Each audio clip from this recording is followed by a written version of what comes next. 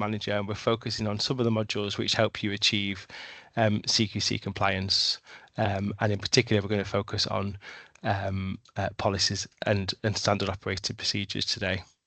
So a bit of background about who we are. So My Practice Manager is an AI-driven tool which has been designed especially for practice managers and GP practices or primary care in general. And it was founded by myself. So I'm a managing partner of a practice, of a 3-site practice in Manchester. And we've got Tom, who's also on the call, and we're doing a bit of a demo later. Tom is a software engineer by background, and he'll do a bit more of an intro into himself later when he speaks. We launched back sort of September, October, having spent a long time planning and designing our tools. And over the next year or so, we are producing more and more tools as we grow, with an aim to be a total sort of solution for all things that are regulated or monitored in general practice, and particularly your job role as a practice manager. So we're starting to have conversations around things like collaborations with health and safety companies into how we can turn compliance using AI, which sort of understands best practice out there for primary care, into small, manageable, efficient and high quality sort of tasks and outputs. And the other element to what we're doing is we're building a network of trusted PM advisors or coaches. We'll talk more about that later, but you'll get a chance to meet Elaine and Ben later as well, because they're going to do some talking for us as well. So when Tom and I designed this product, we sort of set to sort of design a rich picture, and I'd really recommend a rich picture in your organization for your next practice away day. I know often for CQC, or just because it's a good thing to do, we sit down as a team and design things like missions, values, aims, but a rich picture can also be a way of doing that. And when we sat down and thought, what would a sort of an AI solution, or what would a complete practice manager solution look like, we sort of encompassed everything that goes on in the practice manager's mind, and how that would look in terms of peace of mind, and how a relaxed practice manager would be, or what would be the solutions that would help us not go home worrying about work, not go home worrying about CQC, not go home worrying about gaps in our health and safety or infection control or GDPR and things like that. And that's solely what our product's doing. And today we're going to give you sort of a demo of how our AI tools solve that problem for you around policies, procedures, and CQC compliance. So as I said, today's spotlight is on policies and SOPs. And so I've included a screenshot from My Practice Manager tool here. And you can see some of the ones I've highlighted here. So we've got an AI-driven policy generator and an AI-driven standard operating procedure writer. And they have all been pointed to of the latest sort of primary care guidance out there. And that's sort of our experience. That's what we do from our end. So I guess what's the current problem that practices face, or we face as a practice manager? There's lots of policies out there for lots of areas. So we often adapt policies or bring them into our organization, and before we know it, we've got 3 policies that might say the same thing or have overlap. We can often have hundreds and hundreds of policies which say lots of things, but I guess the worry is that half the organization, as practices grow in complexity and staff mix and size, that often what we're doing on the ground or in our daily operations doesn't match what the policy says. And I suppose just thinking about the evolution of a CQC inspection, I've been in primary care for 15 years, but going back 5 years ago to traditional sort of CQC inspection, a lot of this was about sending policies and then reviewing your policies and checking they were fit for purpose. But now we're at a situation where they're moving more to focused inspections, and they're cross-examining sort of policies to make sure that what our policies say, that's what staff members are actually doing.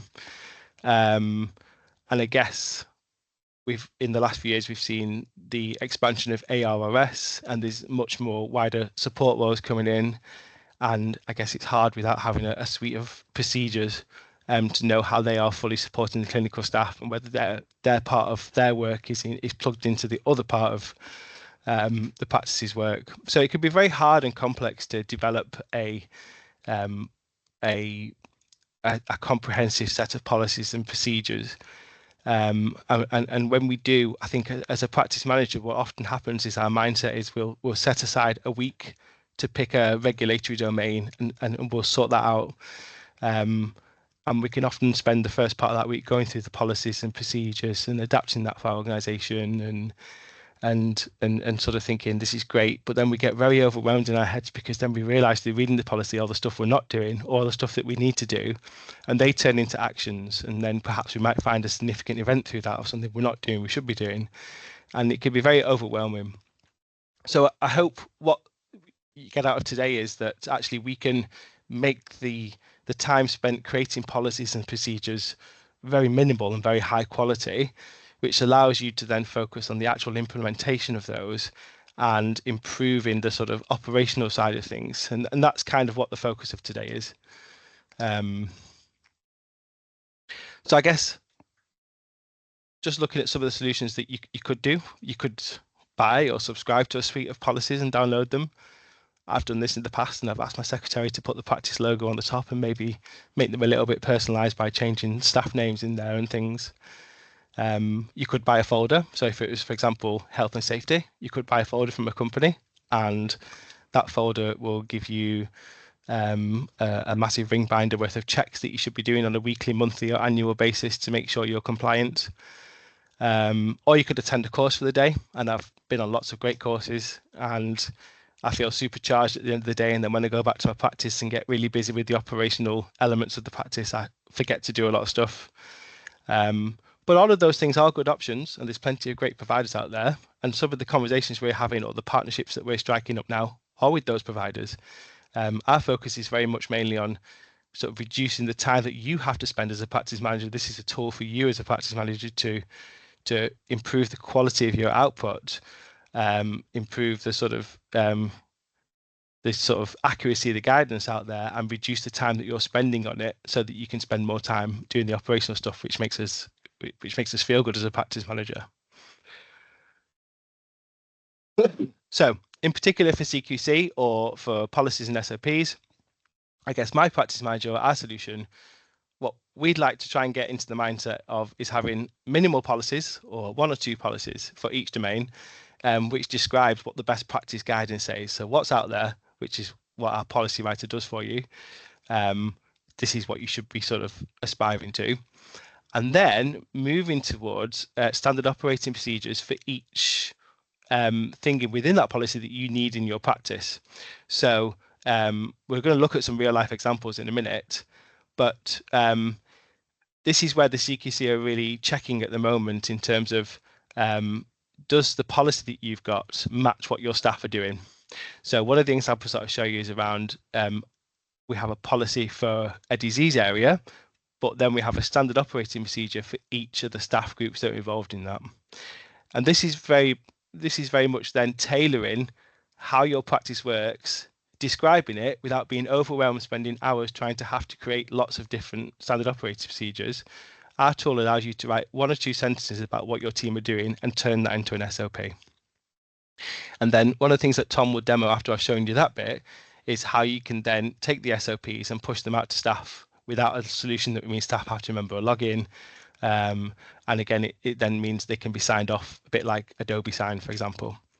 And so using our solution overall, when it comes to policies and procedures, what we'd like you to do is think, I don't need to worry about the CQC coming in the future because I'm going to spend, say, half a day a month focusing on an area and taking that area and turning it into a high quality written set of policies and standard operating procedures. And then any gaps in our knowledge, creating an SEA, and anything that you want to do to check compliance with those using our AI tools to write an AI audit. And that's what we're going to show you now. So one real life example we came across recently with a practice that we were speaking to is they'd had a recent CQC inspection, and it had been picked out that actually there wasn't a consistent policy or a consistent operating procedure for following patients up that didn't answer the phone call if they had a pre-booked or same-day telephone appointment. And what we found was that often some clinicians were ringing once, some clinicians were ringing twice and sending a text message, and some clinicians only rang once but then tasked reception to follow up. So it's a non-consistent policy approach to patient care. When we had a chat with the practice manager to understand what had gone on or what had happened in the past, I think they fell foul to the fact the practice was growing in size. The skill mix of clinical staff had increased, so that a team of pharmacists and ACPs had come into the mix.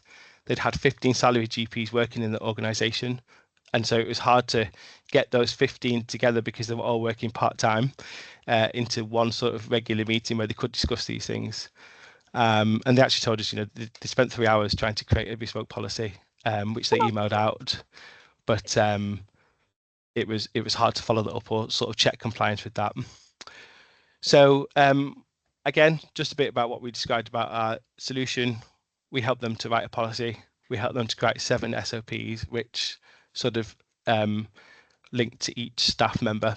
And through doing it, what we found was our AI policy, which sort of looks for best primary care guidance out there, it actually suggested things that we hadn't thought of either, which was really, really useful. So it picked up things like potential SNOMED codes that should be used so that then you could then go and audit that SNOMED code.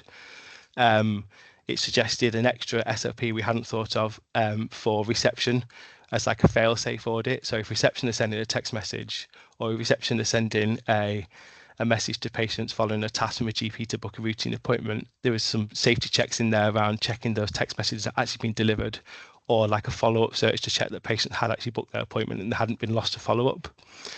And we said, one thing that we really want to demonstrate to the CQC here is that we've taken the issue seriously, and we have taken the issue so seriously that we're going to create it into a bit of an SEA, and we're also going to make sure it's audited on a regular basis. So we then went on and used our AI SEA writer to create an SEA of the initial incident, but then we also appointed a lead practice administrator within the practice to run an audit using our AI audit writer, which we're going to show you now. So these are screenshots from the tool. At the end, I'm hoping to finish 20 minutes earlier. If anybody's got an example they'd like to run through, we can do a live demo. That would be fine. This is a screenshot from our homepage of My Practice Manager of our AI tools. You can see up here we've got the policy generator, top left, which is what we're going to use. And again, in the policy generator, we inputted very little text under the AI instructions here. We just sort of said, I'm looking for a policy for our practice when a clinician has an appointment, telephone a patient, but the patient doesn't answer the call. What is the best practice, please? And again, at the top, you can see I put a document name for the name of my policy, but if we missed it out, it would also suggest a title for us. And all we need to do is click generate document, and it generates a policy. And that whole process takes less than a couple of minutes. And so then the practice manager's role becomes less sort of finding the policy, writing the policy, downloading the policy and tweaking it. Again, this has had all the personalizations put in for the practice. And the example I'm showing you here is not, I'm not giving away a practice name, this is my practice. And you can see it goes through the 3 things there. So I'm going to check it. I'm going to check the content of it. And from here, I noticed that I wasn't happy with a little bit of the content because it just describes slightly a different process that happens in my practice. So you've got some buttons at the bottom here which give you the option to start again, or on the right hand side you can modify it and ask it to rewrite some parts, or you can download it to Word or download it to PDF. So I click modify with AI and I typed in, it's great, but in the audit section you've said that the practice manager is going to check this. I don't want it to be the practice manager, I want it to be the lead administrator.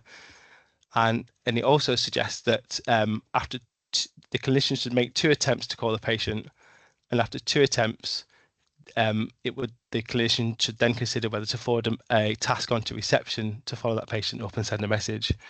Whereas we wanted, as a practice, to put that responsibility on the clinician, and therefore we asked it to rewrite it to describe that. So I typed in that text there. I clicked apply the modifications, and you can see I've just included a screenshot of what it did. It came back straight away, and it has then put the responsibility back on the clinician to send that text message, and only the clinician would then only follow up with the reception admin team if there was vulnerable or safeguarding patients. Okay, so that policy took 3 to 5 minutes max, and then I now have an overall policy for the organisation on the general advice that a clinician should follow for telephoning patients or dealing with patients that don't answer the telephone. The next step would then to be create a set of SOPs for each staffing area, such as GPs and pharmacists. One for reception staff who follow up with non-attenders, and then we'll look at the SCA and the audit later. So this is our SOP generator. And again, I've put a title in here, and I haven't spent a lot of time doing this. I haven't searched the internet. I haven't done anything. I've copied in the policy it's just created in case it wants to see it. But again, with Tom, we'll show you how it with the document manager will understand that. But I've just put, can you do me an SOP for patients who do not answer calls on a telephone appointment? And this is for GPs. And I will generate the document, and it produces me a sort of a perfect procedure. And again, I've modified it because I put, this is great, but again, you wrote in here that the SMS is optional. I want it always to be sent after 2 attempts by the clinician. And it did that for me, and it's put it in there perfectly. And again, my options would be then to download it to Word, download it to PDF, or as we'll see from Tom later, we can push that to document manager and out to staff. Okay, so the 7 SOPs were actually created in about 5 minutes. This wasn't a lengthy process or an onerous task. And again, the main responsibility of the practice manager then becomes to check those SOPs and sign them off, not writing them, not responsible for the content, not having to sort of think about it, because we've done the thinking for you behind the scenes. And then I guess the next one is to create this significant event. So some people call it significant events, but sometimes when you're trying to demonstrate to the CQC that you've spotted a gap, you could also call it a gap analysis, or you could actually do a risk assessment. We do have an AI risk assessment. If anyone would like to see that later, we can show you. But in this instance, we did it as a significant event. And in the significant event, we basically described the issue. We described what we did to find sort of how we did a deep dive into the issue, what we did to fix the issue, and how we plan on monitoring it going forward, and who's going to monitor it for us. So we explained that in sort of 4 or 5 sentences, and we asked it to generate an SEA for us. And just in case anyone was wondering, the SEA module actually is learning from the RCGP SEA toolkit.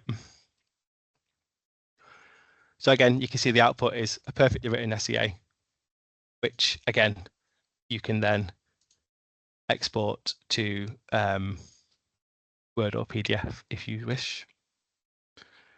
Okay, and again, it's already, I put it in there, but yeah, it's sort of taking sort of best practice guidance from the RCGP toolkit for SEAs. And again, that took no more than 3 or 4 minutes. And so then, just the last part of this, just using our AI audit writer, this is where we have, according to our policies, it recommended a series of SNOMED codes. So we built searches for the administrator to run searches on a monthly basis of those codes, and just do a random audit of 20%.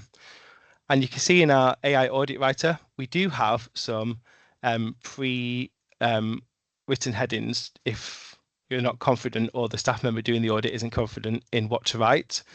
So again, these are prompts that they can just put 1 or 2 lines next to, or you can delete that out and write your own description, which is what I've done here. So again, you can see how I've put we audit on a monthly basis clinician compliance with our SOPs for patients not answering their phones. We sampled 20% this month. We found that 90% of GPs were following the SOP, 50% of pharmacists weren't. So I'll plug that in. I've put some lessons learned here, or things that we might do differently, or things that we might do to improve the situation with the pharmacists. Generated the document, and it's produced a perfectly written audit for me. And again, that's your audit done for the month. So again, a couple of minutes max. So I guess just describing that whole process, as a practice manager, this is one thing that I've wanted to address for a long time, which is why we've designed it. This would have taken probably me a day in between speaking to staff or dealing with operational issues. And I've turned this whole process into about 30 minutes. I guess, that's a significant time saving. And it's also a significantly improved quality as well, through distractions or through worrying about whether I'm writing the right thing that looks good to the CQC or looks good in terms of QI in my practice. This tool has done it for us. So I'm significantly improving compliance. I'm speeding up processes. So I'm helping me be the best PM I can be, basically. And what then it does is releases time or empowers me to do other things as well. So what I found in my practice using it is I've significantly increased the number of SEAs I produce because it's now easier to do. And the same for risk assessments. And same for audits as well. We have a PA and a secretary who writes our audits for us, and this is significantly improving the audit cycle and the quality of audits that we're producing. And this comes back to my original suggestion that we have a commitment to start using this tool now to prepare for a CQC inspection, whether that's in a year's time. Just spend half a day a month taking each area that you want to improve and use our policy writers and SOP writers to produce high quality SOPs which describe exactly what your practice is doing. So you're covering your cross-examination of the CQC. Your staff are on board with the policies because you're actually just eloquently describing what the staff are doing. So you've got very personalised policies instantly, which no primary care guidance. So there are many more tools on our platform. Some that we're going to explore shortly, and some we can show you later. But I guess I just wanted to show you some other examples that have happened in the last couple of weeks where we've used the policy and the SOP writer to help practices prepare for a CQC inspection, or perhaps help practices with the gap in their sort of compliance. And these have been really useful, so I just thought I'd like to share them with you. One is the supervision and mentorship of clinical staff. Again, as the clinical staff team expands and grows, how are we auditing them and supervising them and offering them mentorship? So again, we've created a set of policies and SOPs to describe that. A strange one that came up that I haven't seen for many, many years, prescription security, and that was focused on things like controlled drugs, but also actually prescription pads, because they were a rural practice and they were still using prescription pads for visits. Test results as well was a really interesting one. So there was a whole suite of SOPs that needed to be created for standardized language that HCA should use when taking the bloods, as in saying to patients, don't contact us, we'll contact you. If you don't hear from us, it's normal. Ensuring that abnormal results are followed up, because this practice had GPs that were working 2 or 3 days a week, and therefore there might have been a lag for results being followed up. So it's like a buddying system. And also infection control. We've had a lot of queries for infection control recently, and I think it's probably because the CQC team to be sort of looking at this as like a focused area of inspection. And some of the themes that we've seen recently are the practice had a CQC pack and done everything, but the CQC highlighted that perhaps they wanted more personalisation to that pack to show that they understood the processes that go in their practice, or the different nuances of infection control within that practice. There's one that was an NHS Property Services building, and again, NHS Property Services handed them a folder and said, here's everything, which was great. It made them look compliant, but I think they wanted a suite of SOPs to say, actually, we're checking that we're happy with what NHS Property Services are doing throughout the year. And there was one around missing bits from an annual infection control statement. And so Tom and I are actually working on pushing this out urgently, because it seems to be like a rising trend. So we hope to be able to provide some more infection control AI-driven tools shortly. Okay, so I'm going to hand over to Tom. He's going to go through the document manager side of things. So just to clarify, the journey so far is we've created some policies and some SOPs. Tom's now going to talk about how we get those in front of the staff, especially in the busy practice where it's hard to meet up all together or there's lots of team members. Hi, I'm Tom. I'm the tech side of my practice manager. And yeah, I'll go through Document Manager now. Jermaine, if you want to hit the next slide. So you've got these great policies or procedures, and you need somewhere to put them. And we looked at what's out there, and there are solutions for this that exist at the moment. But what we wanted to hone in on, and I think this is a core attribute of our entire product. There are other products that do what our product does in pieces. What we wanted to do was really focus on what the core set of problems that you all have, and that's why we've talked to a bunch of people, and we keep on wanting to hear from you all. We wanted to figure out what those problems were, and then really hone on making something that was easy to use. So the problems we saw in document management was you just want it easy. You just want to be able to throw some documents at our system, and then it works.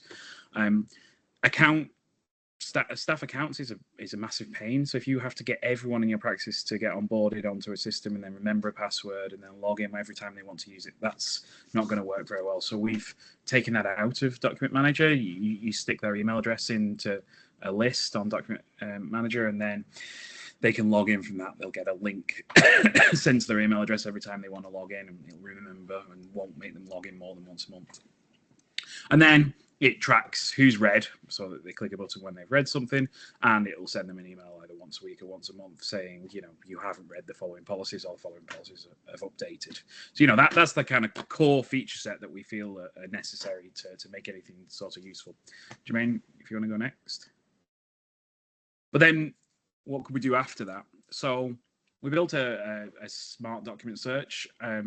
There are ways of searching through documents at the moment. They're a little bit clunky, but they do exist.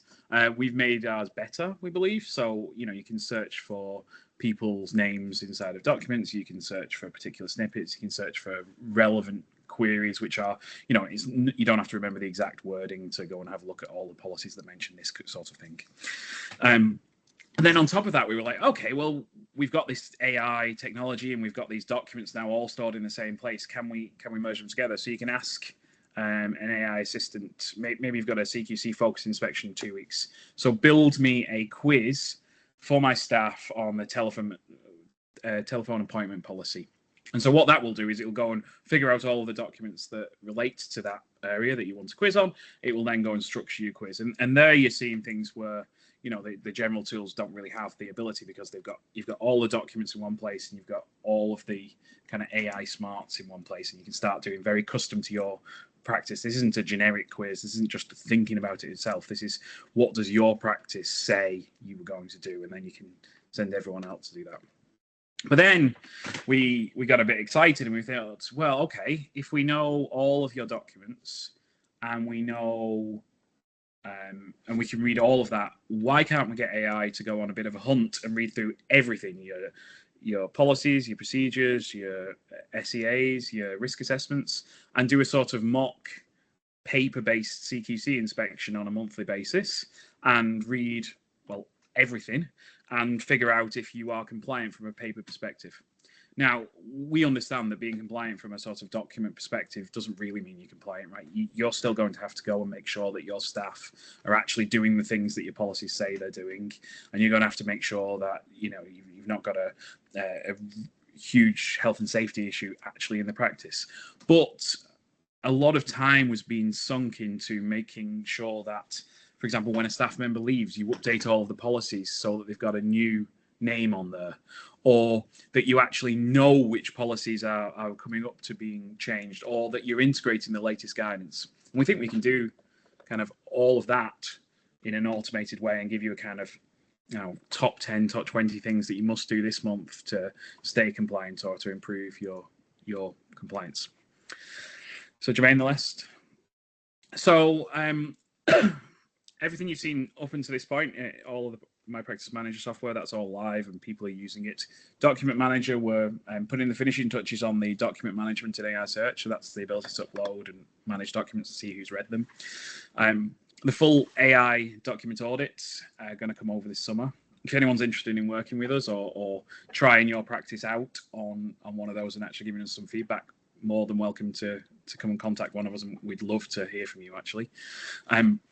And and it'll all be included as part of my PM. You know, we're trying to work towards that point where we've got a solution which really tackles as many of the kind of annoying problems as we can for you all. Go back. Thanks, Tom. So I guess just moving on to the next section, really, I just wanted to say on our website, we have a couple of PM advisors that you can speak to.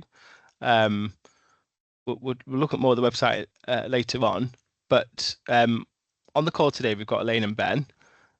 Ben runs a company called Perfect Your Practices, and Ben, he is a primary care manager that helps and supports practices across the country. And Elaine is a locum practice manager that, again, does short-term and long-term placements at practices. And both of these have supported practices or been through a CQC inspection in the last month.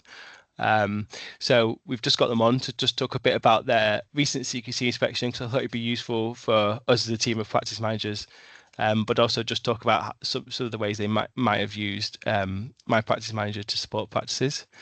And again, one of the original slides, I did mention that we're looking to grow our team of PM advisors and have many people on board. So I've included my email address on this slide. Again, we'll share these after the meeting. But if you do have an interest in becoming a PM advisor or spending some time with us, we'd really love to hear from you, and we'll get your profile up on the website. So I think the first person that we are going to bring in is Elaine. I'm just going to stop my presentation for now.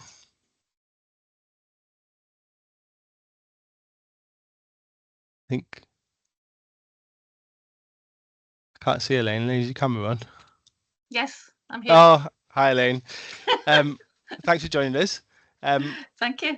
Elaine, can you just, no more than 5 minutes, can you just tell us a bit about sort of what your sort of role entails, just so everyone knows, and sort of a bit about your last CQC inspection, just 5 minutes on sort of what the main areas they looked at were, and sort of any examples that you used our solution to sort of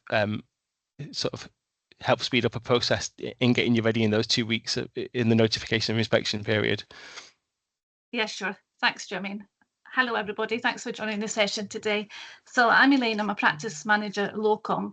I've been in the NHS since, 21 years now, and I've worked in various practices throughout the country, offering support, mentoring, any project work, etc. So I'm on a long-term contract at the moment, which is coming to an end fairly soon. And I was unfortunate enough to be warned of another CQC inspection, which happened on the 18th and 19th of March. I was also in this practice when we had our last inspection, which was in 2022. So I actually knew the inspector who was coming. And as soon as I got the PIR through, the first thing I did was check through, see which policies they want, and make sure that they were all up to date. So like you said, Jermaine, I have 120 policies in my directory, some of which we've never ever looked at. So it was important just to focus on those. In fact, she wanted 27 policies in all. So it was a case of getting those policies out and going through them all, making sure that we were actually doing what they said in the policy. I actually slipped up on that in 2022. I inherited a bit of not a mess, but there were things that needed to be done, and I didn't have the time to do them because I just started. One of those was a recruitment policy. So they mentioned that we do DBS checks, obviously, and get the references, etc. But we weren't doing that before the actual member of staff started. So this time I thought, right, okay, we need to do this properly. And it was a case of doing the DBS checks and getting the references before the member of staff started work. So that was just one example. The risk assessments was something else that I knew she would go through the folder. It wasn't just a case of saying, right, there's the folder, that's what you wanted, keeping my fingers crossed and hoping for the best. I knew she would go through them. So the risk assessment was one of the ones I used the AI for, because at the same time as getting the PIR through, I had found out about my PM. And I had a look at it, registered on there, and it was absolutely fantastic for saving me time, loads and loads and loads of time.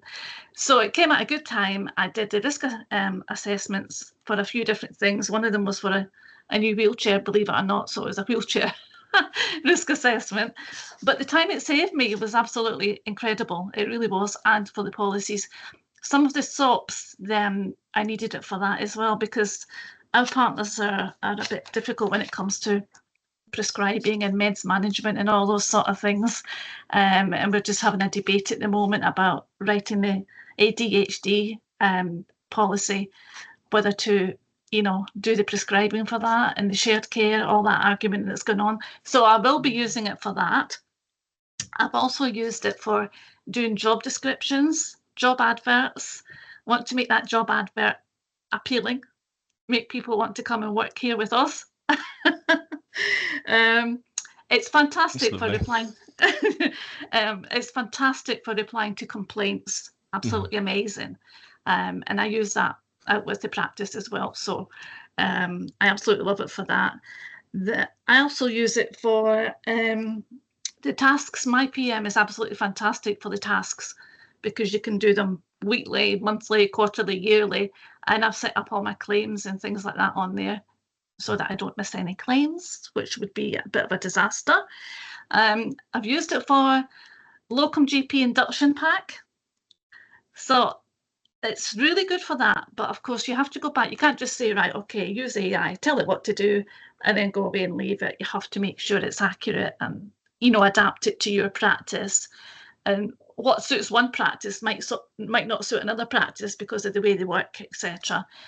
So it's really important that you have to go back and check it for accuracies and things like that. The one more thing, the safeguarding policy is a huge one. So we had to go back and enter in the names of the safeguarding leads, the ICB contacts, the MAST, all that sort of thing. So that's what I mean when you have to go and personalise it. But it was absolutely incredible, and it saved me hours and hours of time. So that's the main thing for me. It was amazing. That's amazing. And Elaine, equally, we've really enjoyed having you as an advisor recently. Your knowledge that you've brought to product development has been insane. And we'd, again, same with Ben, we'd really recommend if anyone's struggling or looking for support, visit our website. You can email Elaine directly or contact her on LinkedIn. We're really enjoying having you on board. So thank you for that. It was useful. I enjoy it. Thank you. And Ben, the same, really. Do you want to give us a quick intro and just 5 minutes on how you're using it for your CQC inspections or supporting your practices? Yeah, sure, of course. Thank you and hello, everybody. My name's Ben Scorer. I'm a freelance primary care manager down in the Southampton, down south. But my passion is digital and helping practices out and kind of patient engagement, and where we can use technology to kind of bridge the gap across all three of those fields. And then, so based on that, I started my own company last year, and now completely work freelance under that umbrella. I came across Jermaine and Tom a couple of months ago, and been helping them out developing MyPM, and they've been fantastic. We'd often have a late night text message, and then the next day it's implemented. So it's amazing how quickly it's evolved, even in the last couple of months, to something that's really powerful. Yeah. I've noticed a few things with kind of going in practice that, CQC is those three terrifying letters that keep us up at night. And it's, where will we be when they come knocking? And it's the time, it's the work involved, and everything is terrifying. But also, as kind of PMs, we can suffer quite badly with decision fatigue. So having, all the decisions that PMs make on a daily basis, almost on an hourly basis, the time CQC comes knocking, there's a whole load of other things to do. So having a tool like MyPM start the process for you, creating the policy, creating the risk assessment, the SOP, whatever it is a huge help. Because like Elaine shared in the example, something what may seem as trivial as a wheelchair, they'll pull you up on that. So being able to get the resources quickly generated is amazing. It can often be left to the last minute at CQC. And the inspections are kind of evolved over the years, so that the inspectors have done so many, they can see the practices that have kind of ingrained the CQC, the policies, the way that it should be through the CQC's point of view ethos, and the ones that are kind of making it up at the very last minute to go. So kind of getting these policies created early and getting the team involved in creating them and reviewing them is fantastic. Gordon Lane, do you want to jump in?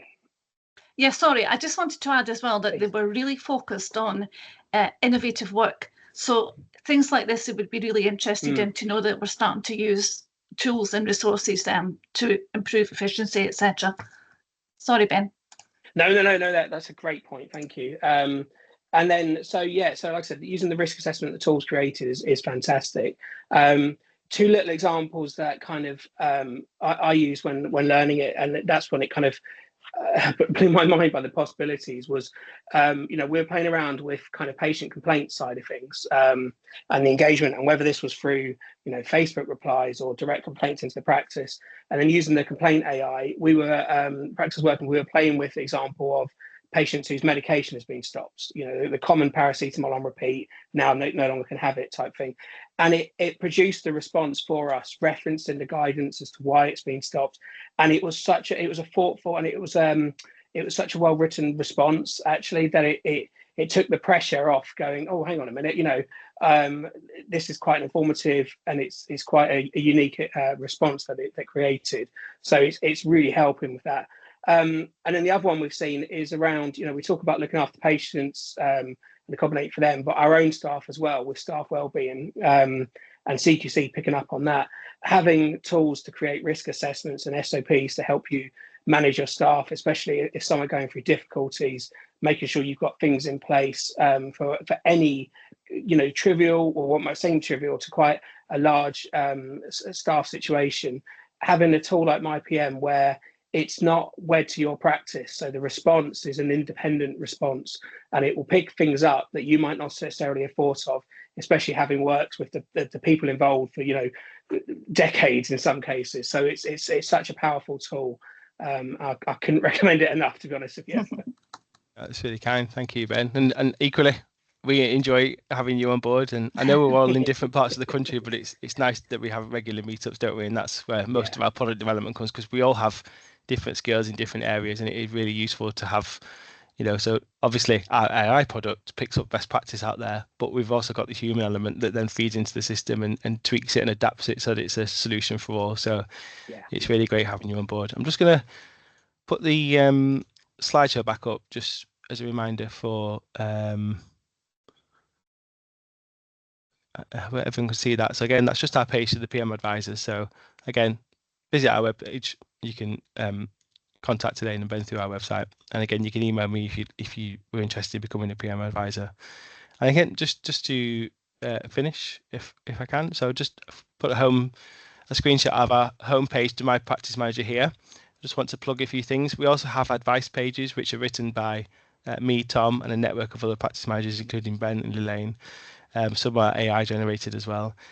So we've included one that seems very, very popular because we can monitor traffic around how to achieve the new CVD indicator within QOF this year. Again, you've got the advisors page at the top where you can match with Elaine and Ben.